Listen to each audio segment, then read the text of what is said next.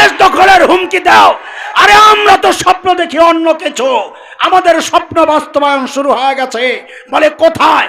তাকায়া দেখো, সিরিয়ায় কালিমার পতাকা উঠে গেছে, আফগানিস্তানে কালিমার পতাকা উঠে গেছে। আমরা স্বপ্ন দেখি ইনশাআল্লাহ খুব শিগগির দিল্লির লালকেল্লায় আবারও কালিমার পতাকা পটপট করে উঠবে, পটপট করে উঠবে ইনশাআল্লাহ।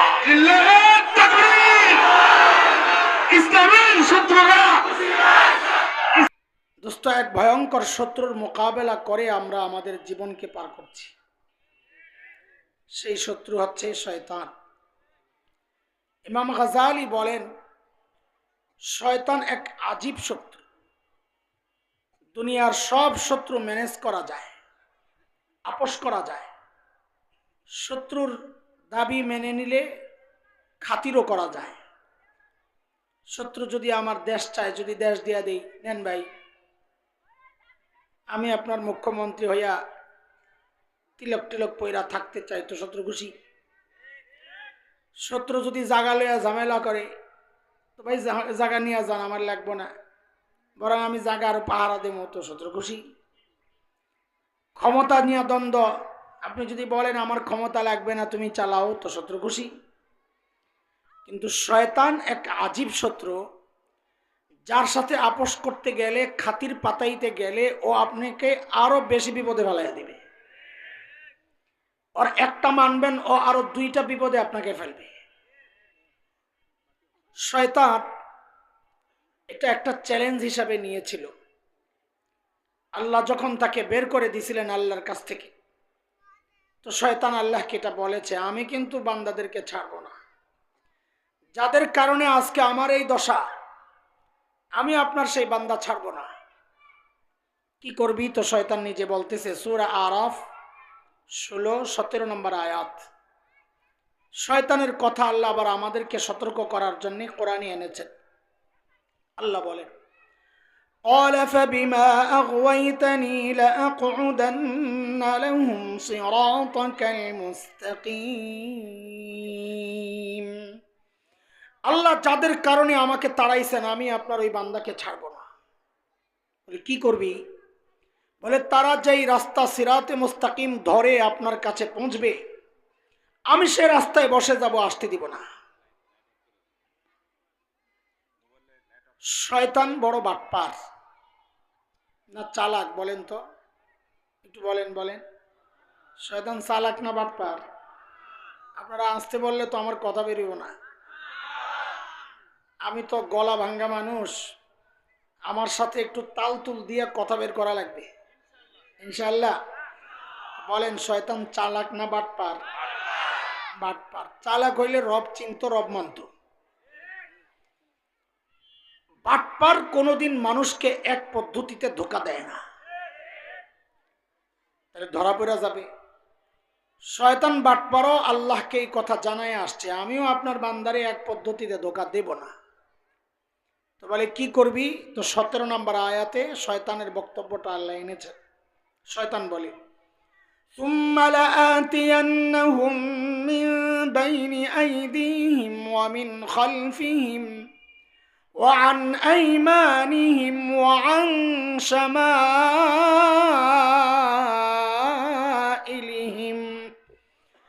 আল্লাহ, আমি আপনার বান্দাকে, এই বাচ্চারা খেয়াল রাখো, আমি দিক বলবো, তোমরা সংখ্যা বলবা, 1 2 3 এভাবে।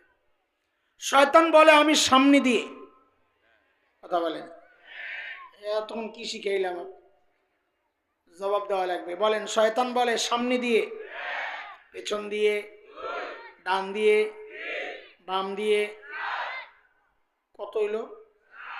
কত? এই বক্তব্যের ব্যাখ্যায় কোন মুফাসসির এটাও বলেছেন যে শয়তান বলে আমি ধোঁকা দেওয়ার ক্ষেত্রে কমপক্ষে 4টা পদ্ধতি গ্রহণ করব। এটা একটা ব্যাখ্যা, এটাই চূড়ান্ত ব্যাখ্যা না। চতুর্মুখী হামলা করবে, এটা হচ্ছে একটা মিস করলে আরেকটা দিয়ে। শয়তান যে 4টা পদ্ধতি গ্রহণ করে ধোঁকা দেয়, এটা আবার আল্লাহ 2 আয়াত পরে আমাদেরকে দেখাইছেন।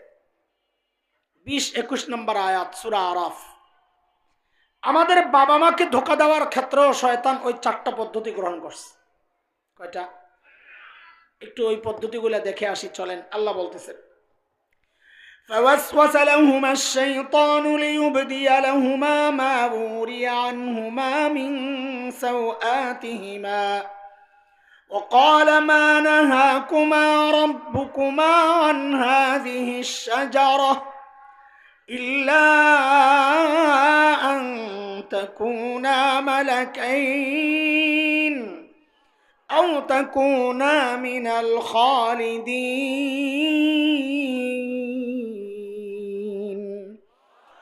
وقاسمهما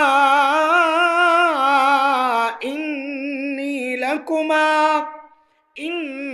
لكما لمن الناصحين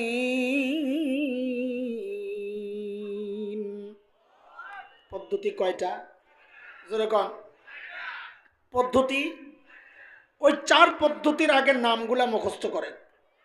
তারপরে আমার বাবা মাকে ধোকা দেওয়ার ক্ষেত্রে যে শয়তান ওই 4 পদ্ধতি গ্রহণ করেছিল এটা আমরা দেখাইয়া দিব। আর ওই নামে, ওই পদ্ধতি, ওই সিস্টেমে যে শয়তান এখনো ধোকা দেয় ওইটাও একটু দেখাইয়া দিব ইনশাআল্লাহ। এটা হচ্ছে আজকের আলোচনা। পদ্ধতি কয়টা? আমার সাথে সাথে মুখস্থ করেন নামগুলা। বলেন। 1 নাম্বার অপব্যাখ্যা। এক পদ্ধতি কি বলেন? 2 অপপ্রচার, ধোকাদার। দ্বিতীয় পদ্ধতি 3 টোপ লোভ, মূলা। সহজ বাংলায় বলেন কি ঝুলাইছে? মূলা ঝুলায়, মূলা। শয়তান ধোকা দেওয়ার জন্য মূলাও ঝুলায়। 4 নেকসুরতে ধোকা। বলেন 4 কি? পাগড়ি পগড়ি লাগায়া দাড়ি টাড়ি রেখে আপনারা ধোকা দিব। এটাও শয়তানের ধোকা দেওয়ার একটা পদ্ধতি। বুঝে আসছে কথা? পদ্ধতি কয়টা? 1 নাম্বার অপব্যাখ্যা। বলেন, মুখস্থ রাখেন, আজীবন কাজে লাগবে ইনশাআল্লাহ। বলেন 1 নাম্বার, 2 নাম্বার অপপ্রচার, 3 নাম্বার মূলাটাই মুখস্থ রাখলি। আরো 2টা যে কইলাম এটা ভুলে গেছে।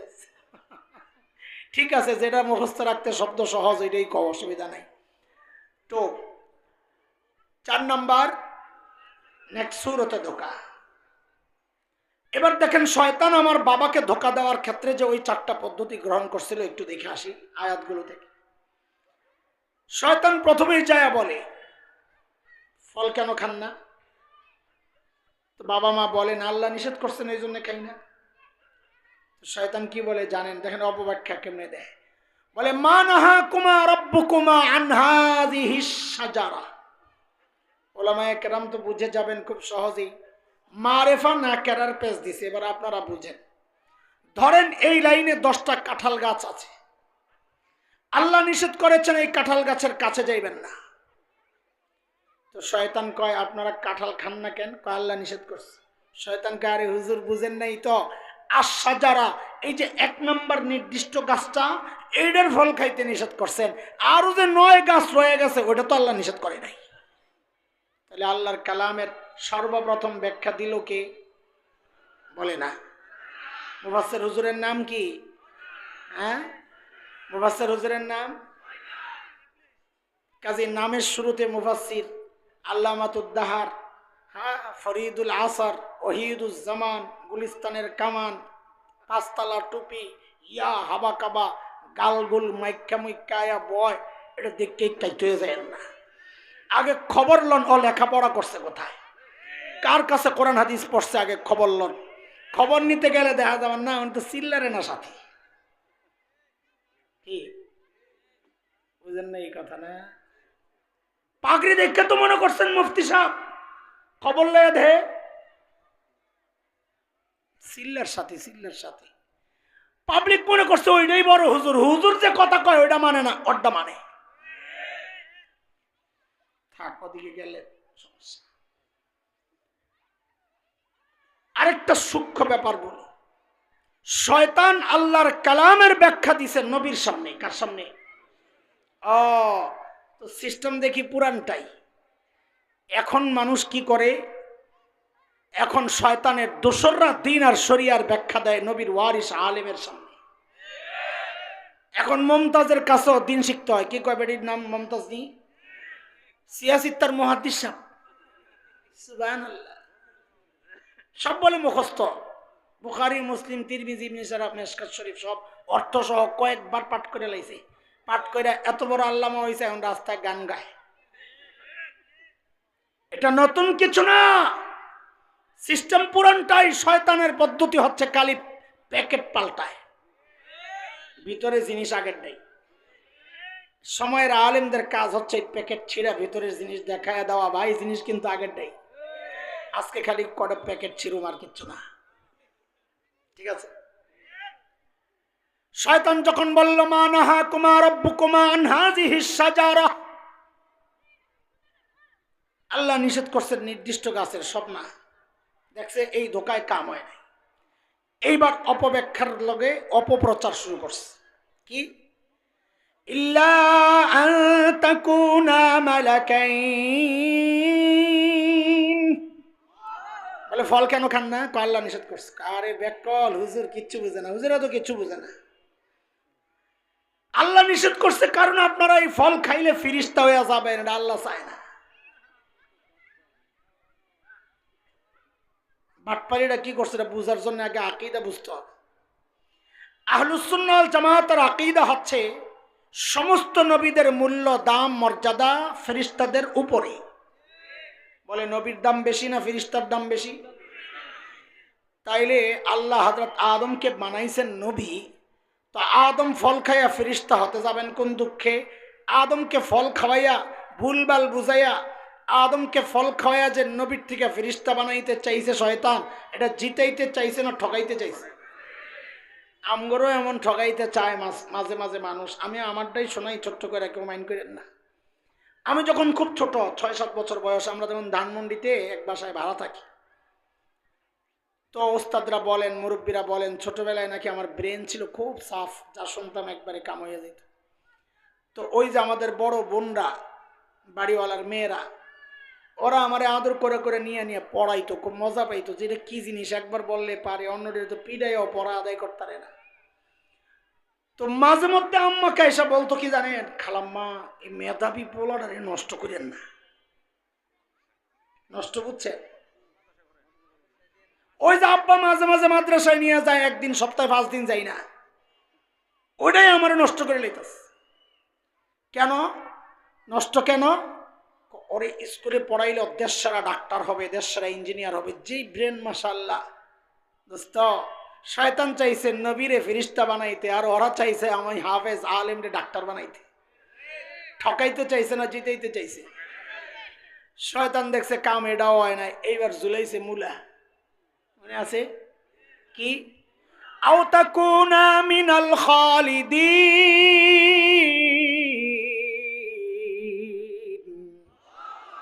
ফল কেন খান না?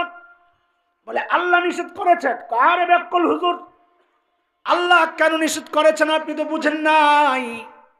এই ফল খাইলে জান্নাত থেকে আল্লাহ বের করে দিবেন, এটা আল্লাহ চান না। ফল খান, জান্নাতে স্থায়ীভাবে থাকার ব্যবস্থা হয়ে যাবে। জান্নাতে থাকার টোপ দিছে। ধোকা কি? ধোকা বোঝা লাগবে। ধোকা হচ্ছে আল্লাহ আদম আর হাওয়াকে জান্নাতে স্থায়ীভাবে থাকার জন্য বানানি নেই।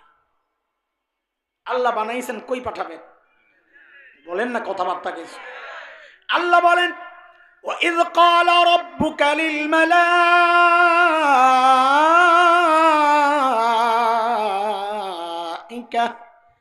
إِنِّي جَاعِلٌ فِي الْأَرْضِ خَلِيفَةً। কই পাঠাবেন? কোথায়? কোথায়? আদম আর হাওয়াকে আল্লাহ বানাইছেন, কই পাঠাবেন? দুনিয়ায় যদি পাঠাবেন তো মাঝখানে জান্নাতে কি জন্য ঢুকাইছিলেন? জান্নাতে ঢুকাইছেন দেখেই তো কেন জান্নাত লাগে গেল না, ডাইরেক্ট পাঠাই দিতেন। ও দুনিয়ায় করোনা চলতেছে, জান্নাতে যাইয়া 2টা টিকা লই আইছে। কি বিশ্বাস করে লইছে? জান্নাত থেকে দুনিয়া অনেক লম্বা রাস্তা, মাঝখানে কোনো গ্যাসের পাম্প নাই, গ্যাসটা লোড করে যান। এই জন্যই কথা বলে না। তাই আমি কথা কেমনে আগাম? আরে হ্যাঁ না একটা কইবেন তো, তো কি জন্য জান্নাতে পাঠাইছে বুঝেন?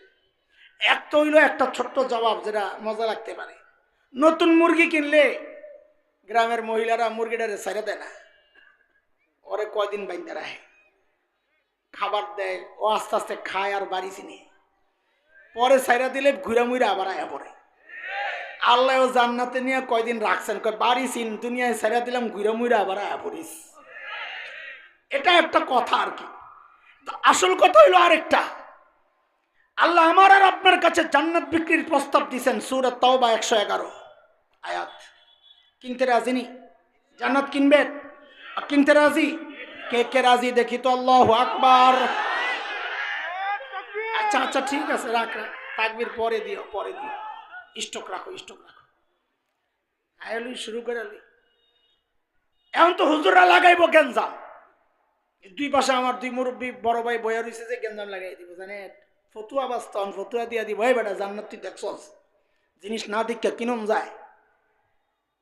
হুজুররা তো ফতুয়া দিবে, কিন্তু নাস্তিক মোরতাদরা লাগাইব পেস। বলে সব হলো অন্ধবিশ্বাসী, যা শোনে তাই বিশ্বাস করে, জান্নাত না দেখে কেনার জন্য রেডি হয়ে গেছে। ওই মিয়া অন্ধবিশ্বাসী আমরা না বুঝে শুনে বিশ্বাসী? কেমনি বুঝে শুনে বিশ্বাসী হলেন? জান্নাত তো না দেখে কেনার জন্য রেডি হয়ে গেলেন। রবি আর আহেন বুঝে না কিছু। আপনাকে এই এলাকায় মেয়েদেরকে বিয়ে দিলে শ্বশুর বাড়ি দেখার জন্য কে যায়, মেয়ে না গার্জিয়ান? হ্যাঁ, তো আপনাকে এলাকার মেয়েরা ভালোই। আমগো ঢাকার মেয়ে দুই রকম, একটা হইলো মা বাবার বাধ্য সন্তান, ওর সামনে বিয়ে শাদির আলাপ করলে ও লজ্জায় আরেক ঘরে চলে যায়, কাছাকাছি বয়সের কাউরে পাঠাইয়া দেয়, আব্বা আম্মাকে যায়া বলো আমার দেখার দরকার নাই, শোনার দরকার নেই, বুঝার দরকার নেই, বাবা মার দেখাই আমার দেখা। আরেক মেয়ে আছে শাহবাগের স্লোগান কন্যা, রাতে পোলাপাইনের লাগে স্লোগান দেয়, বিড়ি টানে। আছে না এক শ্রেণীর, দেখলে বোঝা যায় না বেড়া না বেড়ি। হ্যাঁ, ওডির সামনে যদি খালি প্রস্তাব দেয় তোর মা বিয়া দেখতেছে, তো ও একটা চিন্তায় পড়ে যাবে, বলে আমাকে একটু সময় দাও। কেন? যে বেটার অপশন কোনটা, আমাকে একটু দেখার সুযোগ দাও, আমার আগেরটা না এটা, আমি একটু খোঁজখবর লইয়া লই। আমি আপনাদেরকে জিজ্ঞেস করি, আপনারা মা বাবার বাধ্য সন্তান না অবাধ্য সন্তান? যদি বাধ্য সন্তান হন তাইলে তো বোঝা সহজ, আল্লাহ আদমকে দুনিয়ায় না পাঠাইয়া জান্নাত থেকে কেন ঘুরাইয়া আনছেন, যেন কিয়ামত পর্যন্ত নাস্তিক মুরতাদরা বলতে না পারে আমরা জান্নাত না দেখেই কেনার জন্য রেডি হয়ে গেছি। না না না না, জান্নাত না দেখেই কেনার জন্য রেডি হই নাই, বরং আমরা মা বাবার বাধ্য সন্তান, আমাদের বাবা মা জান্নাত দেখছেন, আমাদের আর দেখার দরকার নেই। শয়তান কয় সর্বনাশ, এই হুজুর তো দেখি কট্টর মৌলবী, এর ধোকা দেওয়া তো কঠিন। মোল্লা তোমার ধোকা কোন লাইনে দেওয়া লাগে আমি জানি, তুমি যে সমস্ত বিষয় তোমার দুর্বলতা ওটা দিয়েই দেব। যেমন আমাদের দুর্বলতা টুপিতে, আমাদের দুর্বলতা তসবিহতে, আমাদের দুর্বলতা জায়নামাজে, আমাদের দুর্বলতা তাহাজ্জুদে। তো ওই বহু মানুষ আছে সারা জিন্দিগি এই পাগড়িওয়ালার বিরুদ্ধে তার লড়াই, সারা জিন্দিগি এই দাড়িওয়ালার বিরুদ্ধে তার লড়াই, মাদ্রাসা শিক্ষার বিরুদ্ধে তার লড়াই, আলেম ওলামাদের বিরুদ্ধে তার লড়াই, কিন্তু যেই না নির্বাচন আসে আস্তে একটা টুপি লাগায়া হাসান বসরি, হিজাব টিজাব লাগায়া রাবেয়া বসরিয়া ঘুমির থেকে উঠতে বলে খালি জায়নামাজ খুঁজে। কি কথা কর না, প্রতি রাতে 80 রাকাত তাহাজ্জুদ, সুবহানাল্লাহ। আমি কই আফসোস কার কাছে মরে দিলাম, এই পিসাব এতদিন আসিল কই? যে নিয়ত পাল্টামো একটু নিয়ত করতেছি, শনি পিসাব বলে পালাইয়া গেছে। এখন খেলুম কার লগে কন্ত দে। শয়তান কয় অকাসামাহুমা ইন্নী লাকুমা লামিনান নাসিহিন।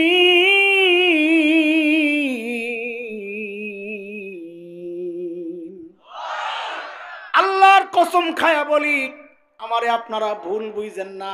আদম আর হাওয়ারে শয়তান কয় আমারে আপনারা ভুল বুঝেন না, আমি আপনাদের হিতাকাঙ্ক্ষী, আপনাদের ভালো চাই। সুবহানাল্লাহ। ভারত যার হিতাকাঙ্ক্ষী হয় তারা শত্রু লাগে না, কথা কও না? এই হিতাকাঙ্ক্ষী আঙ্গরে গরু দেয়, পেঁয়াজ দেয়, আলু দেয়, বাপরে কি মায়া! কিছু কইলেই কয় পেঁয়াজ বন্ধ করে দেব, হুমকির জায়গা কি? পেঁয়াজ বন্ধ করে দেব, দে বন্ধ করে। আমগো নেত্রী শিখাইছে পেঁয়াজ ছাড়া কেমনি তরকারি খাওয়া যায়, দে বন্ধ করে, লাগবো না পেঁয়াজ।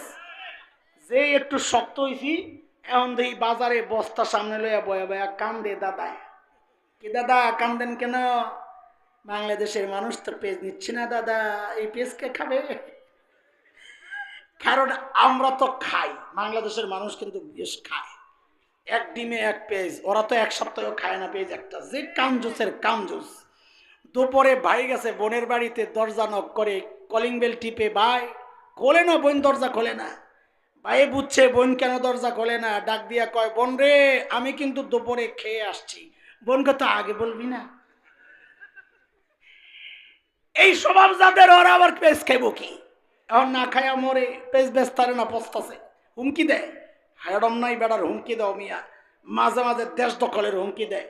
আমি কি যাদের চরিত্র এত নিচে, যাদের স্বভাব, যাদের রুচি এত নোংরা, এদের আরেক দেশ দখলের হুমকি দেওয়া মানায় না। আরেক দেশ দখল করার জন্য মনোবল শক্তিশালী হইতে হয়।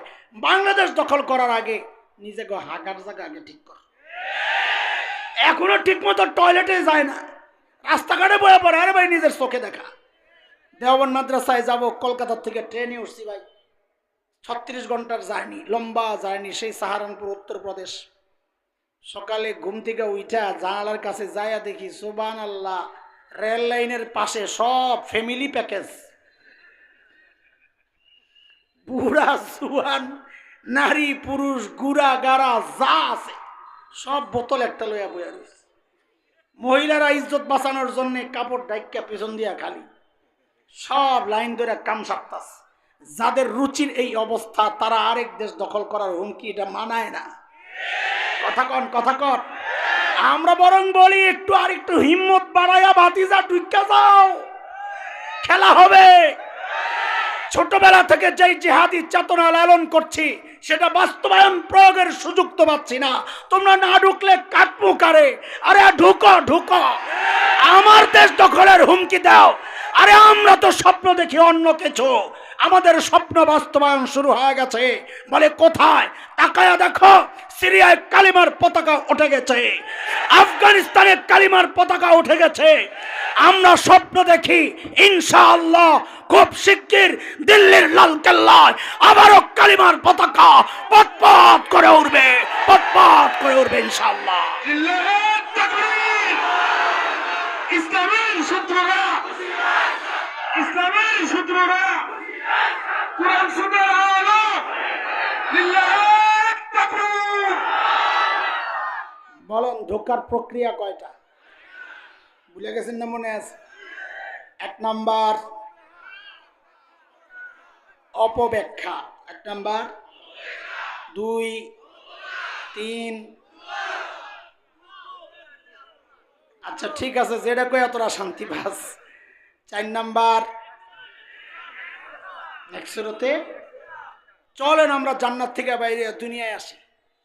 দুনিয়ায় এসে ওই প্রক্রিয়াগুলো দিয়া শয়তান এখন আমাকে আপনাকে কিভাবে দিন থেকে দূরে সরানোর চক্রান্ত করে একটু দেখেন। এটা হলো আমাদের প্রথমটা কি, অপব্যাখ্যার সুরতের অভাব নাই। যেদিকে তাকাই তো অপব্যাখ্যাই চলতেছে। আপনাদের 1-2টা দেখাইয়া সামনের দিকে আগাইতে হইব, তো সময় তো বেশি নাই।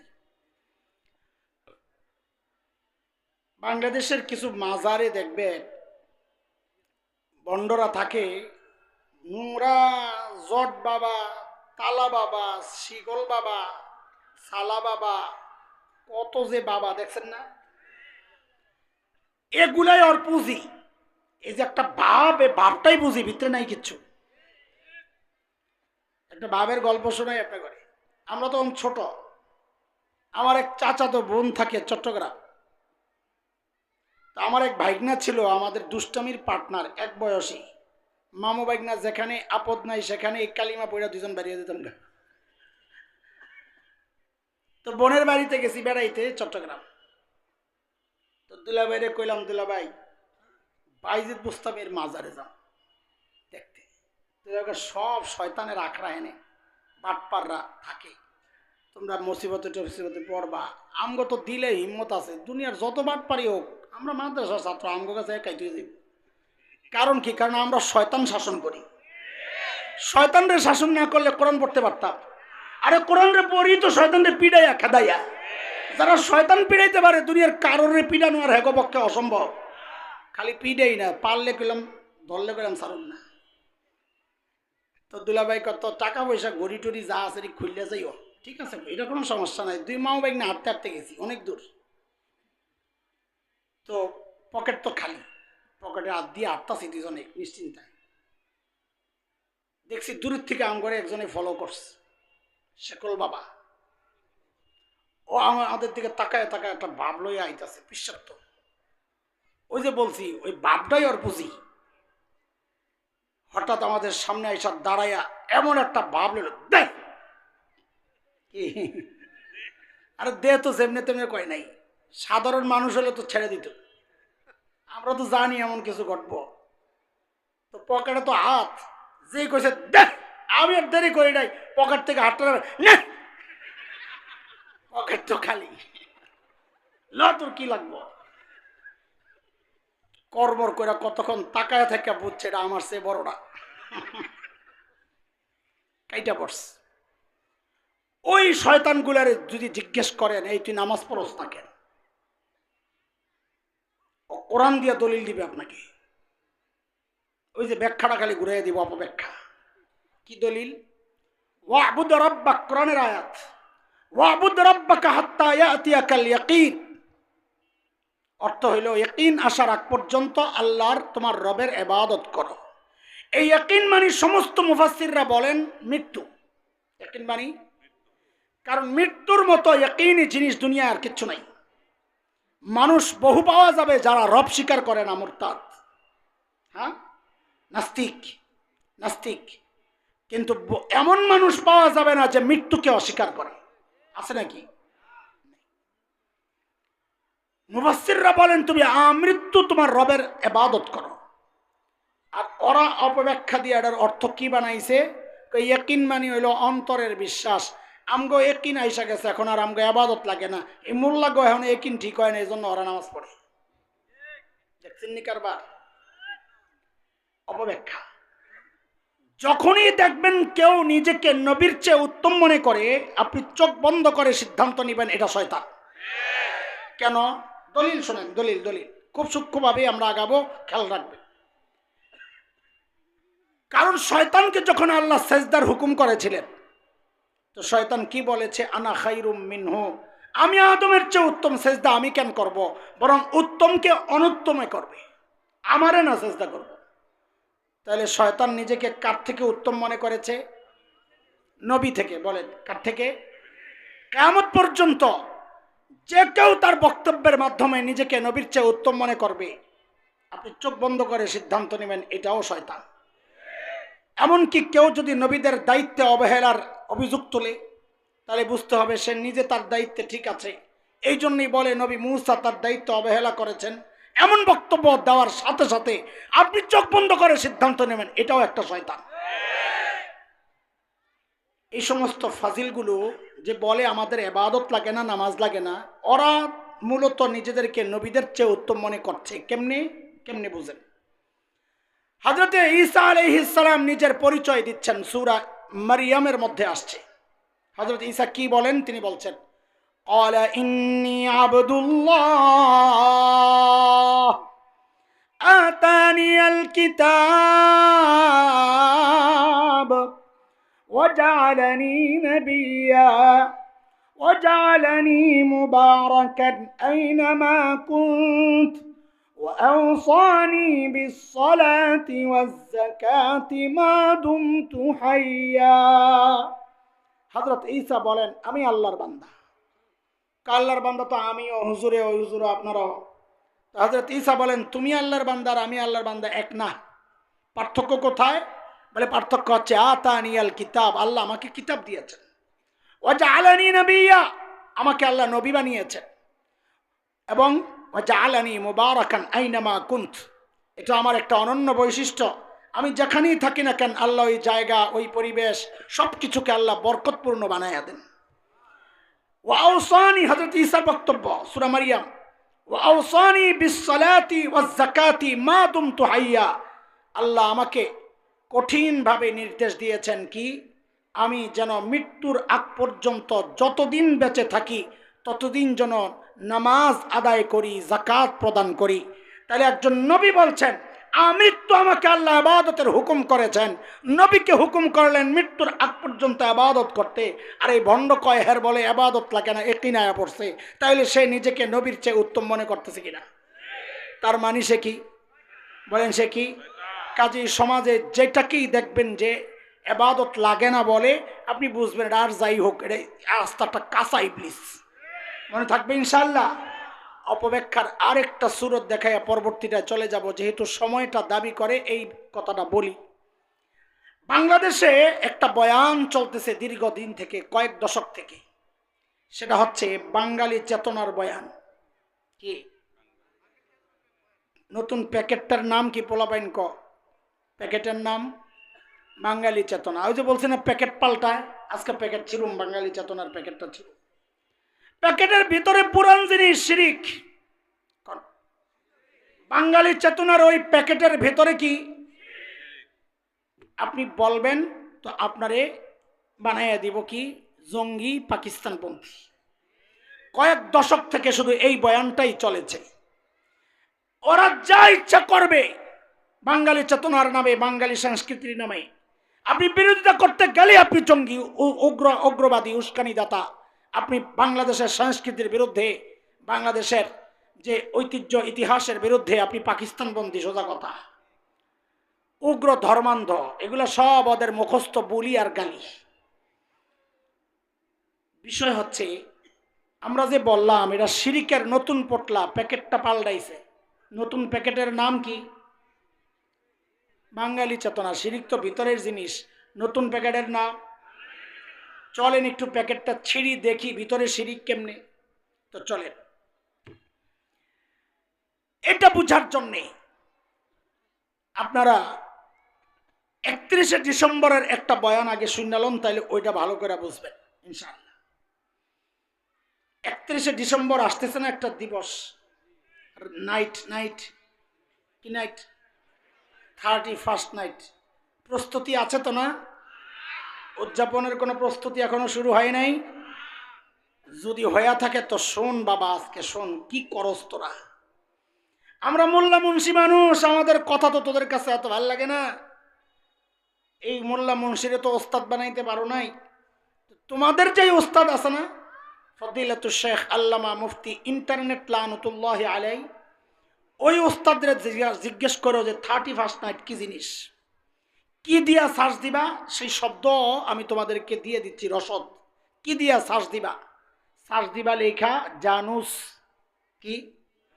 জে ফর জাপান লিখতে, JANUS। জানুস লেখে সার্চ দিলেই দেখবা 2 মাথাওয়ালা একটা মূর্তি বেরিস। কয় মাথা? কয় মাথা? এই 2 মাথার মূর্তির নিচরের হিস্টোরিটা পড়ো। ইংরেজি না বুঝলে যে জানে তাকে বলো আমারে বুঝাইয়া দাও কি লেখছে।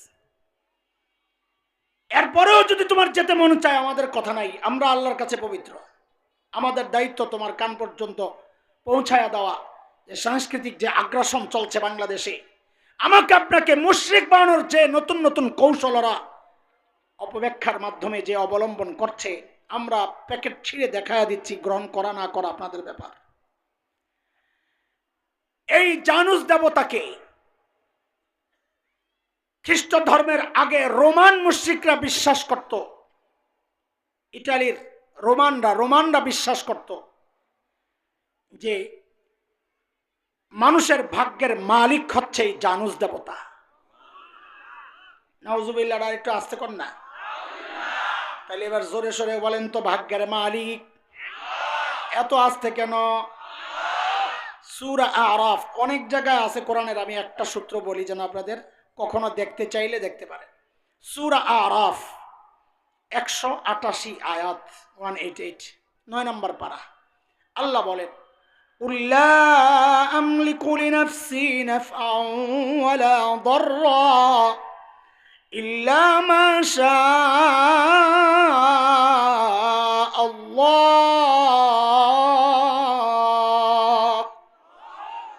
আল্লাহ বলেন সব ভাগ্যের মালিক। আরো জোরে বলেন না।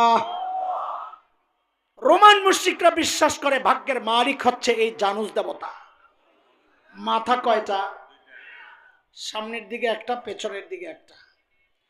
এই 31শে ডিসেম্বর 12টার আগে ওরা কি করত, ওই পেছনের মাথার কাছে যায়া কৃতজ্ঞতা প্রকাশ করত। কি বলে? কারণ এই পেছনের বছর যে ওরা ভালো ছিল, ওদের বিশ্বাস এই জানুস দেবতার কৃপায়। যেই রাত 12টা বাজত, ওরা সামনের মুখের কাছে চলে যেত। কেন? ওদের বিশ্বাস। এখন কি করত? সামনের মুখের কাছে গিয়ে প্রার্থনা করত। কিসের প্রার্থনা? যে আগামী বছরটা, সামনের যে বছরটা, এটাও যেন তাদের জন্য মঙ্গলের হয়, ভালো যায়। কারণ এই মঙ্গলের মালিক তো এই জানুস দেবতা। এরে ভাই, এরে বন্ধু, আমার কলিজার টুকরা সন্তানেরা, 31শে ডিসেম্বর, এই 31st নাইট, এই নববর্ষের উদযাপন, এটা তো মুশরিকদের উদযাপন। এটা তোমার আমার উদযাপন না। তুমি না খ্রিস্ট ধর্মের, না মুশরিক, না ইংরেজি তোমার ভাষা, তুমি বাঙালি, তোমার ধর্মীয় ভাষা আরবি, তুমি উদযাপন করতে পারো পয়লা বৈশাখ। তাও আসছি আবার ওইটা তোমার মতো করে না, আমার মতো করে। দিন সামনে রেখা, দিন আমার আগে, তারপরে আমি বাঙালি না ইংরেজি সেটা পরে। আমার আগের পরিচয় আমি মুসলমান, ইসলাম ঠিক রেখে তারপরে অন্য পরিচয়। কথা বলেন ঠিক কিনা? যদি বুঝে থাকেন যেটা মুশরিকদের একটা উদযাপন, তাহলে আজকে থেকে প্রতিজ্ঞা করতে হবে, ভবিষ্যতের সমস্ত 31st নাইটকে তালাক দিলাম। আরে ঠিক, আমি তালাক দিছি, তুমি ঠিক করলে কি হবো? তুমিও কও তালাক। আরো জোরে, কয় তালাক? তোর মিয়া 3 তালাক তো বউরে না দেয়। এটা হলো প্রতি বছর তালাক। যত বছর বাঁচব তত বছর তালাক। বলেন ইনশাল্লাহ? যুবকরা হাত উঠায় বলো, এর সাথে আমাদের কোনো সম্পর্ক নাই। ইনশাল্লাহ কোনো সম্পর্ক নাই। 31st নাইট কেন্দ্রিক যত উৎসব হবে, সেটা গানের হোক, সেটা মদের আড্ডার হোক, সেটা আনন্দে বাচ্চাদের সাথে বাইরে ঘোরাঘুরির হোক, সেটা আতশবাজির হোক, সেটা বাতি জ্বালায়া হোক, রাত ঘুরে ঘুরে চিৎকার চেঁচামেচি করার মাধ্যমে হোক, বন্ধু বান্ধব নিয়ে আড্ডা দেওয়ার মাধ্যমে হোক, কোনোটার সাথে আমরা নাই। এসা পরে সোজা ঘরে, ফজরের সময় আবার মসজিদে। ইনশাআল্লাহ, ইনশাআল্লাহ, ইনশাআল্লাহ। আল্লাহ তুমি কবুল করো। শয়তানের ধোকায় পইরা ইমান হারানো যাবে না। চলেন এইবার জায়গা, পহেলা বৈশাখে যেটা উদযাপন করতে বলতেছি, করবেন উদযাপন, কোনো সমস্যা নাই। কিন্তু ওই যে প্রয়াত কবি সুফিয়া কামালের ঘাড়ে চাপছিল যেই শয়তান, তার চালু করে দেওয়া সিস্টেমে আমরা উদযাপন করব না। তারা কি করে? সকালে যায় রমনা বটমূলে। আমি রমনার কাছের বাসিন্দা, আপনাদেরকে দায়িত্ব নিয়ে বলছি, সেখানে কোনো বট গাছ নাই, নামটাও ধোকা।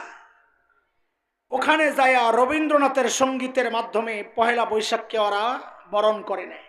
এসো হে বৈশাখ এসো, প্যাঁ করে। পুরা গানটার ব্যাখ্যা যদি আমি আপনাদেরকে দিতে পারতাম, তাহলে বুঝতেন কত ভয়ঙ্কর কথাবার্তা। আমি একটা না, সামনে আরো কথা আছে, ইনশাল্লাহ দিলে তৈব না। একটা লাইন শুধু আপনাদেরকে শোনাই, তারপরে যদি মনে চাই যাইয়েন। একটা লাইন বলি। সেই গানের একটা শ্লোক হচ্ছে, অগ্নিস্থানে সূচি হোক ধরা। আছে? খবর না থাকাটাও ভালো। যদি কেউ জানো তাইলে বলো, না জানলেও ভালো। আমরা চাই না এগুলোর ভিতরে ঢুকে আর খামাকা ইমান হারা হোক। ওই গানের একটা লাইন হচ্ছে, অগ্নিস্থানে সূচি হোক ধরা। অগ্নি, আগুন, স্নান, গোসল, সূচি, পবিত্র, ধরা, পৃথিবী হোক হোক। রবীন্দ্রনাথ বৈশাখকে আহ্বান করতেছে। সে ছিল প্রকৃতির পূজারী। বৈশাখ, জ্যৈষ্ঠ, ওই যে গরম, শীত, গাছগাছালি, আকাশ, বাতাস, মাটি, এগুলার পূজা করত, দেবদেবী না। প্রকৃতির পূজারী ছিল রবীন্দ্রনাথ। সে বৈশাখ তার দেবদেবীর মতো তাকে আহ্বান করছে, তুমি আসো, এই ধরারে আগুন দিয়া পোড়াইয়া পবিত্র করো। হারে মুসলমান, মুসলমানের আত্মা পবিত্র হয় তওবার মাধ্যমে, মুসলমানের শরীর পবিত্র হয় ওযু আর গোসলের মাধ্যমে, পানি না পাওয়া গেলে তায়াম্মুমের মাধ্যমে। আগুন দিয়া পবিত্র করা এটা হিন্দুদের বিশ্বাস। হিন্দুরা তাদের লাশকে আগুন দিয়া পোড়াইয়া পবিত্র করে। মুসলমানের সন্তান এই বিশ্বাস লালন করতে পারে না, এই উদযাপন মুসলমানের সন্তান করতে পারে না। কথা গাও ঠিক কিনা? এরপরে কই যায়? এরপরে যায় ঢাকা ইউনিভার্সিটির একটা শাখা আছে, চারুকলা ইনস্টিটিউট। ওরা একটা মিছিল বের করে সকালবেলা। নাম কি? মঙ্গল শোভাযাত্রা। সাবাস, মঙ্গল শোভাযাত্রা। শোভাযাত্রা মিছিল, মঙ্গল, মঙ্গল, মঙ্গলের মিছিল। মানে কি? এই মিছিলে যারা অংশগ্রহণ করবে এদের আগামী বছরটা মঙ্গলের হবে। কোন কারণে মঙ্গল? মঙ্গল হয়তো ফজরের নামাজ পড়তে আইলে, কারণ আল্লাহ ডাকছেন হাইয়া আলাল ফালাহ, সফলতার দিকে আসো। লাইন ধরে মসজিদে যদি ফজর পড়তি তাইলে তোর জীবনটা মঙ্গলের হইতো। ওই শাহবাগের সামনে যায় মিছিল করলে মঙ্গল কেন হবে? ওই কেঁচু ক্ষেত্রে করতে যায় দেখি সাপ বাড়িয়েছে, বিষাক্ত সাপ। মানুষের মিছিল, মিছিল কার? কোনোদিন আপনাকে প্রশ্ন জাগে নাই মানুষের মিছিলে পেশা আনে কি জন্য? বেটারা আনি পেশা, দেখেন নাই কোনো সময়? না দেখলেও বালা। পেশা কি জন্যে? পেশাও কি বাঙালি নাকি? ভাষার পরিবর্তন, এটা মানুষের জন্য আল্লাহর কুদরত। সূরা লোকমানে আসছে অমিন আয়াতিহি খালকুস সামাওয়াতি ওয়াল আরদ ওয়া ইখতিলাফু আলসিনাতিকুম ওয়া আলওয়ানিকুম। এটা মানুষের বৈশিষ্ট্য। দুনিয়ার সব জীবজন্তুর ভাষা এক, বলে না কথা? সব জীবজন্তুর ভাষা। বাংলাদেশের গরু এ ডাক দেয় হাম্বা, আর ভারতের গরু বুঝি ডাক দেয় আম্মা। ওরা গরুরে আম্মা কয়, গরু তো আর আম্মা কয়ে ডাক দেয় না। ওইখানের গরু কি কয়ে ডাক দেয়? বাংলাদেশের বিড়াল ডাক দেয় মেও, আমেরিকার বিড়াল ডাক দেয় গেউ। কি কারণ? দুনিয়ার সব জীবজন্তুর ভাষা কি? তাইলে মানুষের মিছিলের মধ্যে পেশায় ঢুকে। এই বাইর করতে গেলেই কইব এটা জঙ্গি, এটা উস্কানিদাতা, এটা উগ্র সাম্প্রদায়িক অপশক্তিরা পাকিস্তান বন্দী। এরা দেশকে তালেবানি রাষ্ট্র বানাইতে চায়। আরে বানাইতে পারলে তো কপাল তোরটাও খুব, আমারটাও। আমরা তালেবানি রাষ্ট্র বানাবো কেন? আমরা ইসলামী রাষ্ট্র বানাতে চাই। তালেবানরা ইসলামী রাষ্ট্র বানিয়েছে, সেই জন্য এটা আমাদের কাছে ঘৃণার না। যারা ইসলাম ভয় পায়, যারা প্রতি বছর 1,80,000 কোটি টাকা পাচার করতে পারবে না, ওই আশঙ্কা যাদের তৈরি হয়, ওরাই তালেবানি শাসনকে ভয় পাইতে পারে। আমেরিকার দোসররা ভয় পাইতে পারে, ভারতের এজেন্টরা ভয় পাইতে পারে। ইমানদার যারা কোরআনী শাসন চায় বাংলাদেশে, তারা তালিবানি শাসনকে ভয় পায় না, বরং তারা কামনা করে ও আল্লাহ এমন একটা ব্যবস্থা যদি বাংলাদেশে হয়ে যাইত। কথা কন, ডরান নাকি? ডরাইতেছে, ডরাইলে শেষ। ধরলে আমারে ধরবো, আপনারা ঠিক কইলে ধরতো না, এটা চিন্তা করেন না। ইনশাআল্লাহ ধরলেই কি বেড়া, মুসলমানের টার্গেট জীবনটা দেওয়া, ধৈরা কি করবি তুই? সর্বোচ্চ আমার কল্লাটা ভালাইয়া দিবি। কিছে আল্লামা সাইদি রহিমাহুল্লাহরে বাইন্দা রাখছে, আটকায় রাখছে, ইজ্জত কমছে না বাড়ছে? আল্লাহ শাহাদাতের মর্যাদা দিয়ে দিছেন। যাদেরকে অন্যায়ভাবে ফাঁসি দিছে আল্লাহ তাদেরকে শাহাদাতের মর্যাদা দিয়ে দিছেন। তুই আটকায়া তাদেরকে ঠকাস নাই, তাদেরকে জিতে দিছস, বরং তুই পালাইছস। পাবলিক কয় নিজে ধরলো হেলিকপ্টার, পিছন থেকে ডাকে ওরে বাটপার, ওরে বাটপার। কিন্তু আল্লামা সাইদিরে কেউ জিন্দেগিতে ওরে বাটপার বলবে না, বরং নামটা আজীবন শ্রদ্ধার সাথে স্মরণ করবে। কথা বলেন ঠিক? ও দোস্ত মুহতারাম, পেঁচাই লোকে বলে এটা সবটাই হিন্দুদের বিশ্বাস দিয়া সাজানো। আমি কারো ধর্মীয় বিশ্বাসে আঘাত করতে চাই না, কিন্তু কারো ধর্ম বিশ্বাসকে, বাঙালি চেতনার মোড়কে তুমি আমারের ক্যাপসুল গিলাইতে চাইবা, আমি যাই না, নিজেও খাবো না, আমার ভাইকেও খাইতে দিব না। এটা আমার ইমানি ফরিজা, জিম্মাদারি। কি বলেন আপনারা? তো চলেন পেশা কেন আইলো শুনি। তো ওই করতে যায় দেখি হিন্দুদের বিশ্বাস হইল, ওরা বিশ্বাস করে ভাগ্যের মালিক লক্ষ্মী দেবী। মা লক্ষ্মী দেবী ভাগ্যের মালিককে। ওরা কি মনে করে? হিন্দুরা কি মনে করে? হিন্দুরা কি মনে করলে এটা আমাদের বিষয় না। কোনো হিন্দু ভাই শুনলে মাইন্ড করেন না। আপনাদেরকে আমরা আপনাদের বিশ্বাস নিয়ে কোনো তুচ্ছ তাচ্ছিল্য করছি না। আপনাদের বিশ্বাস যেন বাঙালি চেতনার নামে আমারে গিলাইতে না পারে, আমি আমার ভাইকে সতর্ক করতেছি। বুঝে আসছে না কথা? হিন্দুদের বিশ্বাস হচ্ছে ভাগ্যের মালিক মা লক্ষ্মী দেবী। লক্ষ্মী দেবীর স্বামীর নাম বিষ্ণু দেবতা। ছেলে নাই, তার মেয়ে আছে 6টা, সব কাল্পনিক যদিও। মেয়ে কয়টা? পদ্মা, পদ্মালয়া, শোভা, কমলা, রমা, ইন্দিরা। পদ্মা, পদ্মালয়া, ইন্দিরা, শোভা, কমলা, রমা, লক্ষ্মী দেবীর 6 মাইয়া। হিন্দুদের বিশ্বাস। হিন্দুদের বিশ্বাস হচ্ছে লক্ষ্মী দেবীর বাহন হচ্ছে পেঁচা। লক্ষ্মী দেবীর বাহন। এবার সবগুলোর মিলাইয়া ফলাফল বের করেন তো।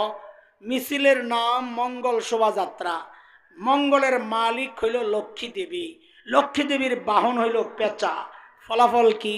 ও মা লক্ষ্মী দেবী, তুমি যেহেতু মঙ্গলের মালিক, আমরা মঙ্গলের আশায় এখানে এসেছি। আসবে কোত্থেকে? তোমার বাহন রেডি, তুমি ওই বাহনে আরোহণ করে মিছিলের নেতৃত্ব গ্রহণ করো। তা আমরা এই মিছিলে যারা অংশগ্রহণ করেছি, আমাদের আগামী বছরটা মঙ্গলের হবে। নাউযুবিল্লাহি মিন যালিক। হায় মুসলমান, কেমনে বুঝাইলে বুঝবে? বলেন আজকে থেকে এই সমস্ত উদযাপন কেউ তালাক। বাঙালি চেতনার নামে আমাকে যদি শিরিক কেউ গিলাইতে চায় আমরা প্রতিরোধ করব ইনশাআল্লাহ। বলেন ইনশাআল্লাহ। কেন প্রতিরোধের প্রশ্ন আসছে? এর আগে ইনু ইনু ইনু যখন সংস্কৃতি মন্ত্রণালয়ের দায়িত্বে ছিল তখন সে একটা আওয়াজ উঠাইছিল বাংলাদেশের প্রত্যেকটা স্কুলকে বাধ্যতামূলক মঙ্গল শোভাযাত্রার মিছিল বের করতে হবে। আমরা প্রতিবাদ করেছি যে বাইর করে দেখ, খালি আইনটা করে দেখ। খোদার কসম, এটা ঈমান আর কুফুরের লড়াই, এটা ক্ষমতার লড়াই না যে আপোষকামী হব, যে আপোষ করব। এটা ঈমান আর কুফুরের লড়াই।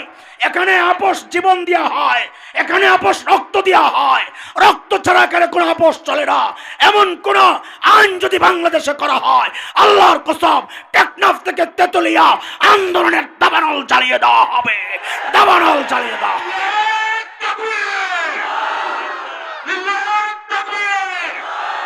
ইসলামের শত্রুরা কোরআন সুন্নাহর আলো ওই কয়টা গেল? সবাই গেল, একটা সময়ও যায়। পদ্ধতি কয়টা? তাড়াতাড়ি বাকি তিনটা শেষ করি। 1 নাম্বার কি বলছি? অপব্যাখ্যা। 2 নাম্বার অপপ্রচার। আচ্ছা, আল্লামা সাইদি রহিমাহুল্লাহ ধর্ষণ করছেন, এখানে একজনও আছেন বিশ্বাস করেন? একজনও নাই। ওরা কই পাইল?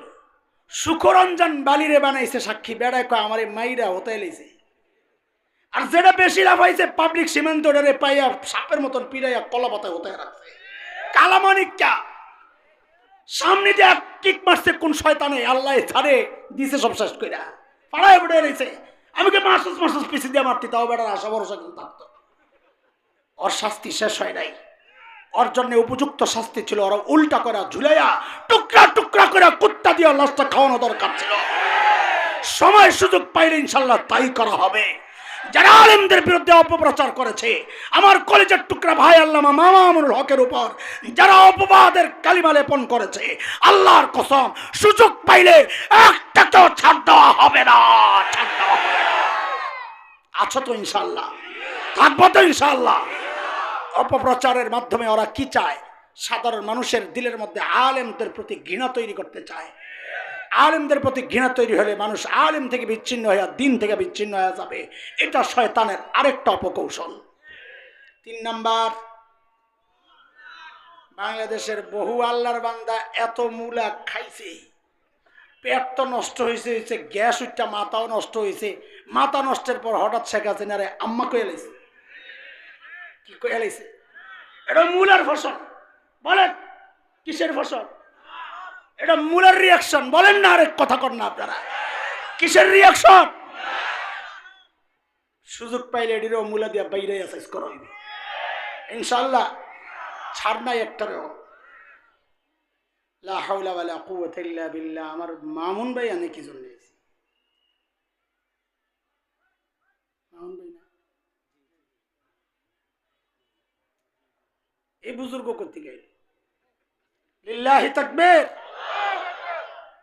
এই সময়ের একজন অন্যতম শ্রেষ্ঠ মুহাদ্দিস, বয়স কম কিন্তু আগায় গেছেন অনেক, আমার চেয়েও ভালো পড়ান, ভালো যোগ্য। সেই ভাইটা আসছে আমার, আমি দূর থেকে দেখে চিনে ফেলছি যে এই লোক আইলো থেকে। কিরে ভাই, আমরা একটা কিছু কইরা খাইতেছি, আপনারা এনো হাত দেন, কি ঘটনা কি? হাদিস পড়ান এটির তো বালা আব্বতে বালা আইছে। আল্লাহ আল্লাহ আল্লাহ, অনেক যোগ্য মানুষ মাশাআল্লাহ, অনেক আমলি মানুষ। আল্লাহ আমার ভাইকে কবুল করে। জওয়ানদের মধ্যে এখন যারা সবচেয়ে ভালো পড়ান হাদিস কিতাব, আমার ভাইটা একজন। আমলের দিক থেকে ইনশাআল্লাহ আমাদের থেকে অনেক আগায়া, অনেক আগায়া সব দিক থেকে। আল্লাহ তাআলা আমার ভাইকে কবুল করে। কয়টা গেল? অপব্যাখ্যা, অপপ্রচার, মূলা, আরেকটা হ্যাঁ নেক্সট শুরুতে যে মানুষ ধোকা দেয়, এটা খালি চোখ বন্ধ করে দেওয়ানবাগির চেহারাটা কল্পনা করেন, তাইলে বুঝা যাবে কি চেহারা, কি টুপি, কি সুবহানাল্লাহ। আছে কি কেন গেছেন ওর কাছে? আছে কি কেন গেলেন?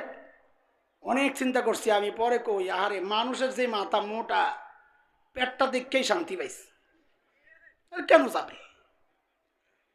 এমনই, ওর তো ভণ্ড সবাই জানে, কিন্তু নিজেদের মধ্যে এক পাগড়িওয়ালা, লম্বা দাড়িওয়ালা, সুন্দর চেহারাওয়ালা, বড় বংশীয় নেক্সট সুরতে উম্মতরে কোরআন থেকে দূরে সরানোর জন্য একটা ফতুয়া মেরা দিস।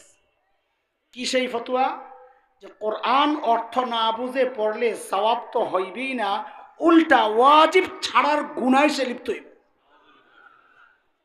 বলে এই ফতুয়া দিয়া কোরআন থেকে কেমনে দূরে সরাইলো? তো আমি একটা পরীক্ষা নিচ্ছি আপনাদের। যারা মাদ্রাসায় পড়ুয়া না, সাধারণ মানুষ, সূরা কাউসার, ইন্না আতাইনা কাল কাউসার, কে কে জানেন? একটু হাত ওঠান তো। দেখছেন সবাই জানেন, মাশাআল্লাহ, হাত নামান। আলেমরা বলবেন না কথা, সাধারণরা বলেন এই ইন্না আতাইনা কাল কাউসারের একটা বক্তব্য, বাক্য, শব্দ, ইন্না শানি আকা মানে কি? বলেন। এই যে এত হাজার হাজার মানুষ সবাই সূরা কাউসার পারেন, ইন্না শানি আকার অর্থ বলেন, জানেন না? তাইলে তো ওই ফতুয়া যদি বাস্তবায়ন হয়, আপনাকে ইন্না আতাইনা পড়া ছেড়ে দিতে হবে। কারণ পড়লেই তো গুনাহ, আপনি তো অর্থ জানেন না। আপনি এটা মাইনা নিবেন, এই কথা মাইনা নিবেন। তখন মাইনা না নিলে যারা এই কথার প্রচার করতে চায়, যে প্রচার করে, যারা তার পক্ষে কাজ করতে চায়, এদেরকে মসজিদে কোনো কাজ করতে দেওয়া যাবে না। কারণ আমাকে কোরআন থেকে দূরে সরানোর চক্রান্তে বেঁধেছে। এদেশের অধিকাংশ মানুষ কোরআনের অর্থ জানে না। সে যদি মনে করে যে কোরআন অর্থ না বুঝে পড়লে গুনাহ হয়, সে বলবে বাইরে ভাই আমার পড়ার দরকার নাই, গুনাহ থেকে বাঁচি। নামাজ পড়া যাবে? নামাজও তো পড়া যাবে না, ভালো কথা কইছে। নামাজও তো পড়া যাবে না, নামাজের সূরা পড়ব থেকে অর্থ জানে না। কবরে ভাই নামাজ ছাড়াতে গুণ হইব, এই নামাজ পড়লে গুণ হইব। লা হাওলা ওয়ালা কুওয়াতা ইল্লা বিল্লাহ। এবার আপনারা কোন অর্থ না বুঝে কোরআন পড়লে সওয়াব হয় কি হয় না? অর্থ না বুঝে পড়ার জন্য আমরা আপনাদেরকে উৎসাহিত করতেছি, এটা খুবই গুরুত্ব। আল্লাহ খালি তেলাওয়াতের জন্য কোরআন নাজিল করেন নাই। আল্লাহ কোরআন নাজিল করেছেন কোরআন বুঝে বুঝে পড়ে, আমল করে, সংসদে, সচিবালয়ে, বাজারে, সব জায়গায় চালু করার জন্য। ঠিক আছে কথা? কিন্তু অর্থ না বুঝে পড়লে সওয়াব হয় না, এই কথা ঠিক না। অর্থ ছাড়া পড়লেও সওয়াব হয়, অর্থ বুঝে পড়লে আরো সওয়াব। অর্থ না বুঝে পড়লে যে সওয়াব হয়, এর দলিল এই মুহাক্কিক আলেমদের কাছে অভাব নাই। আমি একটা হালকা হালকা বলতে দলিল তো শক্তিশালী, আপনাদের বুঝার জন্য সহজ এমন একটা দলিল দিয়া আমি ভাগি। নবী আলাইহিস সালাম বলেন, দূরত্ব পড়ে না কাঞ্জুসের গোষ্ঠী, বলার পরেও বুঝে না, মহাব্বতের সাথে পড়েন সাল্লাল্লাহু আলাইহি ওয়াসাল্লাম। নবীজির খুব উপকার করছেন, তাই না? নবীজির অনেক উপকার হয়েছে না? কার উপকার হয়েছে? এটা কোন ধরনের কাঞ্জুস? মানুষ তো মাল খরচ করে না, নিজের লস হইব। আর এটা হলো ভয়ঙ্কর কাঞ্জুস, যে নিজের লস হয় যে এই জায়গায়, সেই জায়গায়ও মাল খরচ করে না। আর দূরত না পড়লে নিজের অনেক বড় লস। নাম শোনার সাথে সাথে মহাব্বতের সাথে পড়তে হবে কি? নবীজি সাল্লাল্লাহু আলাইহি ওয়াসাল্লাম বলেছেন, মান ক্বারাআ হারফাম মিন কিতাবিল্লাহ ফালাহুল হাসানাহ ওয়াল হাসানাতু বিআশরি আমসালিহা। নবীজি বলেন, কেউ যদি কোরআনের একটা অক্ষর পড়ে, আল্লাহ তাআলা তার আমলনামায় 10টা নেকি উঠায়া দেন। বলেন অক্ষর একটা, নেকি কয়টা? সবাই আবার বলেন তো, অক্ষর একটা, নেকি কয়টা? নবীজি আবার সাথে সাথে বলতেছেন, রে আমি কিন্তু বলি না আলিফ লাম মিম এক অক্ষর, এটা আমি বলি না, তোমরা আমরা ভুল বুঝো না। বরং আমি বলি আলিফ হারফুন, আলিফ এক অক্ষর, লাম এক অক্ষর, মিম এক অক্ষর। কয় অক্ষর হইল? হাদিস হুজুররা যা বুঝার বুঝছে, কিন্তু আপনারা কি বুঝছেন এইবার বলেন। আলিফ পড়লে কয় নাকি? তো ঠিকই আমগড়ে তো বুঝছে এরা। তো বলেন তো, লাম পড়লে কয় নাকি? মিম পড়লে কয় নাকি? আমি একবারে বলবো, আপনারা টোটাল বলবেন কয় নাকি হইল। আলিফ লাম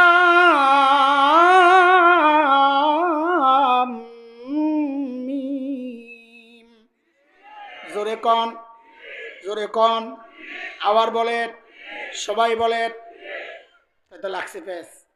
আলিফ লাম মিম পড়লে 30 নাকি, আপনারাও হাদিস থেকে বুঝছেন, ওলামারাও বুঝছে। এরা যে কয় অর্থ না পড়লে, না জানলে সওয়াব হইব না, তো আলিফ লাম মিমের অর্থ যেহেতু আছে, সওয়াব যেহেতু আছে, তাহলে তো অর্থ আছে। অর্থ ছাড়া সওয়াব এলো কোত্থেকে? কথা কয় না। অর্থ ছাড়া সওয়াব কোত্থেকে আসলো? আর ধরেন ভাই দিঘা আলিফ লাম মিমের অর্থ আমগো মুরব্বী জানে। কে জানে? আমগো মুরব্বী গিটার মুফতি সাহেবে জানে। তো মুফতি সাহেব ফোন দিয়েছে, মুফতি সাহেব পাবলিক তো গাছতে করতে দেয় না, কি হয়েছে? আলিফ লাম মিমের অর্থ জানতে চায়। বলে আমির সাহেব কথা বলতে নিষেধ করছে। আমির সাহেব ভালো করে ধরবেন বেটা দেহা আছে অগ বিশ্বাস নাই, যারা মানুষ খুন করতে পারে আরে বানায় একটা কই হলে তারে আলিফ লাম মিমের একটা অর্থ বানায় বলে লাইব কবেন। এই সমস্ত দানাই ফানাই চলবো না, স্বীকৃত তাফসীরের কিতাব খুললে দেখাইতে হবে যে আলিফ লাম মিমের কি অর্থ।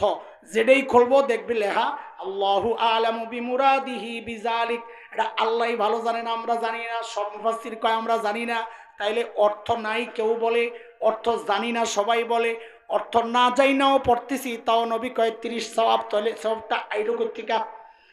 এরপরে কইবেন যতদিন আলিফ লাম মিমের অর্থ বাইর করতে পারবি না ততদিন যেন তো করে আমগো মহল্লায় কাম করতে না দেখি, দূরে যায় আমার। পারবেন না বলতে ইনশাআল্লাহ। জালেমের সাথে কোনো আপোষ নাই, খুনি সন্ত্রাসীদের সাথে কোনো আপোষ নাই। ওরা মানুষ না, ওরা মানুষের কাতারে পড়ে না, যারা পাগড়ি পয়রা দাড়ি লাগায়া জুব্বা লাগায়া মানুষ খুন করে। আল্লাহ তাআলা ওদেরকে হেদায়েত দেন। নেক্সট সুরতে যারা ধোকা দেয় আল্লাহ সবগুলার হেদায়েত দেন। হেদায়েত না থাকলে আল্লাহ ওদেরকে ধ্বংস করে দেন, কারণ এটা সবচেয়ে ভয়ঙ্কর ধোকার একটা প্রক্রিয়া শয়তানের। বলেন কয় প্রক্রিয়া শুনাইলাম? 1 নাম্বার অপব্যাখ্যা, 2 নাম্বার, 3 নাম্বার মূলা, 4 নাম্বার নেক্সট সুরতে। মনে থাকবো তো ইনশাআল্লাহ? এই যে ওলামারা আপনাকে ধরে ধরে শিখায়, এই জন্য দুনিয়ার সব বাতিলের 1 নম্বর শত্রু এই আলেম না। কই মোল্লা গলে গিয়ে আমরা কামড়া সারতারি না, এই জন্য আলেমের হাত ছাড়া যাবে না। শয়তানের ধোকা থেকে বাঁচতে হইলে কাদেরকে ধরতে হবে, কাদের সাথে চলতে হবে, কাদের কথা মতো থাকবো ইনশাআল্লাহ? বলেন ইনশাআল্লাহ। আল্লাহ তুমি কবুল করো, আমিন। ওয়া আখিরু দাওয়ানা আলহামদুলিল্লাহি রাব্বিল আলামিন। আসসালামু আলাইকুম ওয়া রাহমাতুল্লাহি ওয়া বারাকাতুহু।